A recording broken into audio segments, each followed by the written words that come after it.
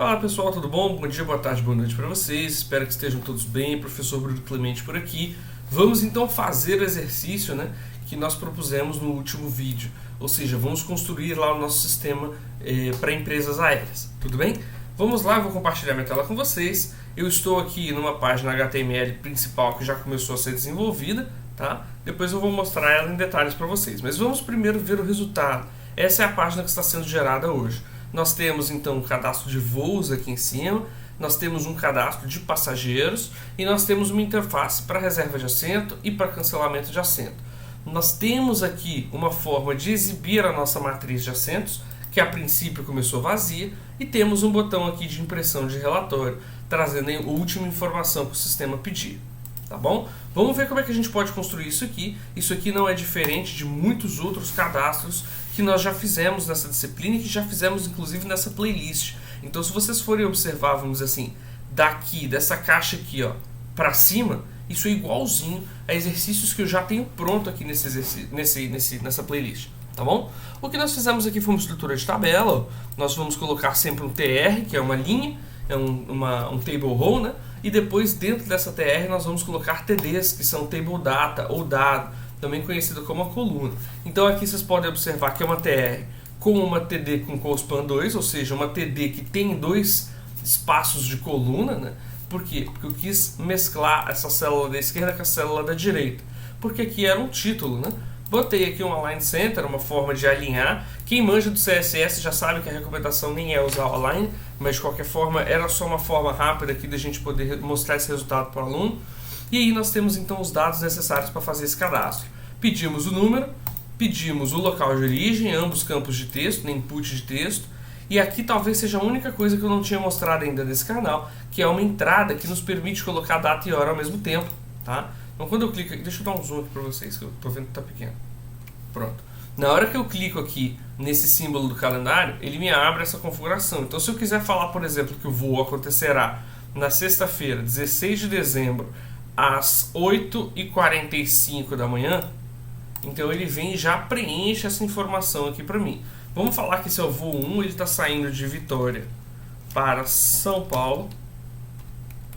E aí eu vou clicar aqui em cadastrar voo, então ele cadastra o voo 1 com sucesso. Então nós temos aqui inclusive uma informação textual que começa vazia, para não trazer essa informação, mas que assim que a gente faz alguma coisa aqui, seja ela bem sucedida ou não, a gente avisa e a gente diz se deu certo ou se teve alguma inconsistência. Tá bom? Vamos dar uma olhada primeiro no HTML para ver como é que a gente chega nisso. Então criamos aqui uma estrutura de tabela com borda 1, que justamente faz essa borda em todas as células. Colocamos aí, como eu mencionei para vocês, o nosso título dentro de uma TR, dentro de uma TD, cadastro voos aqui com cospan 2, ou seja, mesclando duas células aí, fazendo ela ter a duração de duas células. Depois criamos uma TR, número do voo, e aqui dentro colocamos um campo de input, muito importante para nós ter um ID para ele. Criamos mais uma TR para o local de origem e um campo de input de texto também, o primeiro input number, esse aqui de texto. Depois fizemos a mesma coisa. Isso aqui, gente, no dia a dia de desenvolvimento, você faz o primeiro, depois você dá um Ctrl C aqui, vem aqui para baixo, dá um Ctrl V e cola ele, tá, gente? Então isso aqui é o tipo de coisa que você agilmente adiciona dentro do seu código. Colocamos aqui então o número do voo, colocamos o local de origem, colocamos o local de destino, colocamos data e hora. Aqui vem a informação extra que eu falei para vocês, olha. Esse datetime hífen local, ele justamente nos garante aquela entrada lá no HTML, onde nós podemos colocar tanto dia, mês e ano, quanto hora e minuto. Então é uma entrada de dados aí bem confiável para nós quando queremos trabalhar, por exemplo, com compra de passagem, tá bom? E a última coisa que faltou aqui para nós foi o seguinte, ó, uma nova linha, onde nós colocamos um campo de input.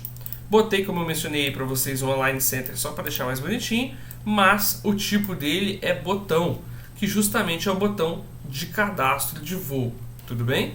E aqui no final um TD, que seria o nosso P, que é um parágrafo, e dentro desse P colocamos aqui uma informação de que ele é um dado de saída para o cadastro voo, ou seja, ele é o campo de tela, ele é o parágrafo de tela no qual nós escreveremos as informações, seja bem sucedido ou seja mal sucedido. Coloquei um BR aqui só para dar um pulinho para poder separar uma tabela da outra. tá bom? Então é isso aqui que vocês estão observando, é justamente o comportamento que eu acabei de mostrar, esse HTML. Vamos ver o que tem no JavaScript. Pessoal, não tem nada de especial no JavaScript. O JavaScript é um JavaScript igual a todos os outros que a gente já tinha feito até o momento. Vamos parar para olhar essa interface aqui um segundo. Aonde a gente tem JavaScript rodando daqui para cima, ou seja, não estou trabalhando aqui com cadastro de passageiros para baixo, tá? Aonde tem JavaScript aqui? Só no cadastro voo. É a única coisa que a gente mexe com JavaScript aqui. Tudo isso foi montado em HTML. Não tem JavaScript nenhum que a gente se preocupa. O que a gente precisa é adicionar um escutador de eventos dentro do botão de cadastro de voo. Tá? Isso aqui para nós é importante. Então, no ato de fazer um clique do botão, aí sim o nosso JavaScript entra. Então, o código JavaScript que a gente vai precisar analisar aqui é pouquíssima coisa, né? É, na verdade, procurar onde tem o botão de cadastro de voo e onde a gente coloca o nosso escutador de eventos. Escutando o evento clique, ou seja, o ato do botão ser clicado, nós temos 3 coisas para fazer aqui dentro, pessoal. Coisa número 1, nós precisamos criar um novo objeto do tipo voo. Tá aqui. Nós precisamos adicionar o voo dentro de um vetor para a gente não perder essa informação, levando em consideração que vocês ainda não mexeram com banco de dados, mas a gente vai trabalhar. E por último, atualizar lá a nossa interface para indicar que deu certo, que foi bem sucedido. Essas são as 3 coisas, os 3 passos que nós precisamos fazer. Mas antes da gente poder trabalhar com isso, a gente precisa ver qual é a classe voo. A gente precisa criar essa classe. Vocês vão observar que a classe voo é uma classe bem simples, tá? Ela é uma classe que tem aqui o nome voo. Ela tem um construtor exigindo as informações que eu falei ali que são essenciais, que são um campo numérico, de número, né, do voo, a origem, o destino e a data e hora que esse voo será, que ele partirá. Vamos pegar a variável interna da classe e colocar o parâmetro passado na criação. Vamos salvar o número, vamos salvar a origem, vamos salvar destino, vamos salvar a data e hora. Assentos, pessoal, a gente não precisa criar. Não precisa, receber do usuário. Todo voo começa com uma matriz de assentos vazia. Eu optei por 15 linhas e 4 colunas. E eu já coloquei aqui por ser uma quantidade bem pequena. Mas se fosse necessário, a gente até poderia fazer isso utilizando um comando for, ao invés de a gente ter que ficar fazendo isso na mão, como a gente colocou aqui. Mas era uma quantidade muito pequena, dava para fazer um Ctrl+C, Ctrl+V em algumas poucas linhas, então eu já coloquei essa estrutura aqui, que ficou até mais fácil para o aluno em sala de aula ver o que eu estava fazendo.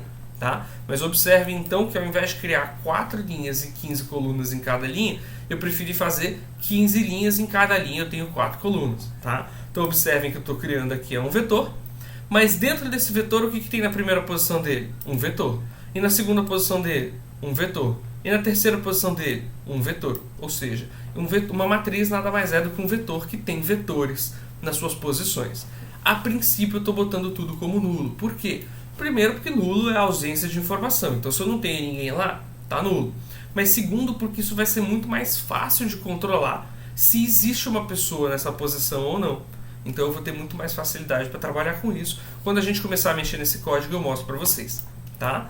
Retornando então para o exercício voo.javascript, nós vamos criar um novo voo, uma nova instância aí de objeto da classe voo. Vamos pegar os campos da tela, ó, in, campo de input, num voo é o número de voo, .value. Então se o cara escreveu que ele quer cadastrar o voo 34, é 34 que eu estou pegando aqui, passando como primeiro parâmetro. E depois nós vamos fazer a mesma coisa para a origem, a mesma coisa para o destino e a mesma coisa para o hora a partir. Feito isso, ele cria um novo voo e armazena dentro dessa nossa constante. Fizemos aí a parte 1, criamos um voo no sistema. Se a gente não fizer mais nada, a gente perde esse voo. Então, vou chamar minha função adicionar voo, passando o voo criado. Dá uma conferida no que adicionar voo faz. Simplesmente pega o nosso vetor de voos, dá um push, que é o ato de adicionar ao final, e coloca o voo lá dentro. Tudo bem? É só isso que ela faz. Como o meu programa principal está fazendo o controle de voos, é nesse programa principal, nesse JavaScript principal que nós temos o vetor de voos e assim como as manipulações dele também. Uma coisa que às vezes as pessoas perguntam é: professor, não podia colocar isso aqui direto lá no código? Precisava mesmo ter chamado uma função adicionar voo, passando voo? Olha, você podia colocar aqui vetor de voos.push novo voo como parâmetro. Podia sim. Eu não gosto de fazer isso pelo seguinte motivo. Hoje a gente trabalha com vetor de voos Hoje a gente trabalha com os voos adicionando no vetor. E se amanhã eu mudar? E se amanhã eu quiser trabalhar com banco de dados? O que eu vou precisar fazer? Vou precisar refazer, vou precisar mexer novamente nesse código. E toda vez que eu mexo nesse código aqui, eu estou mexendo, na verdade, o ato de fazer cadastro de voo. Eu posso cometer algum erro, posso deixar algum defeito aqui no meu sistema e causar um problema. Aqui eu já sei que o ato de adicionar um voo no sistema está numa função específica. Então eu vou direto nessa função, altero uma única vez e depois de alterada ela está válida para todo lugar do sistema. Então, no geral, é interessante colocar esses comportamentos dentro de função. Por fim, a gente atualiza então o campo de texto lá da tela, aquele P nosso, aquele parágrafo falando, voo de número tal, cadastrado com sucesso, que foi a mensagem aí que vocês viram aparecer na tela, né? Então, voo 34 cadastrado com sucesso. Observem que eu não estou conferindo se as informações passadas pelo usuário estão válidas. É importante colocar essa verificação ao final. Eu botei desse jeito para ser mais fácil a gente rapidamente fazer um teste aqui, cadastro de voo 1 com os campos nulos, para a gente poder testar mais rápido. Mas é óbvio que numa versão final desse sistema precisaria dessa verificação. Tá certo? Então é isso, pessoal. O que nós temos de JavaScript para fazer o cadastro desse voo é apenas isso. É apenas o escutador de evento de clique no nosso botão, tá certo? Eu vou encerrar o vídeo por aqui, que já ficou extenso, e aí então no próximo a gente continua para poder fazer a lógica do cadastro de voos e também a reserva de assentos. Espero que tenha ficado claro. Qualquer dúvida não deixem de me perguntar, coloquem as dúvidas aí nos comentários ou entrem em contato comigo para quem tem acesso a esse recurso, e aí nós vamos conversar e tirar dúvidas de todos, tá certo? Valeu, pessoal, grande abraço e até mais!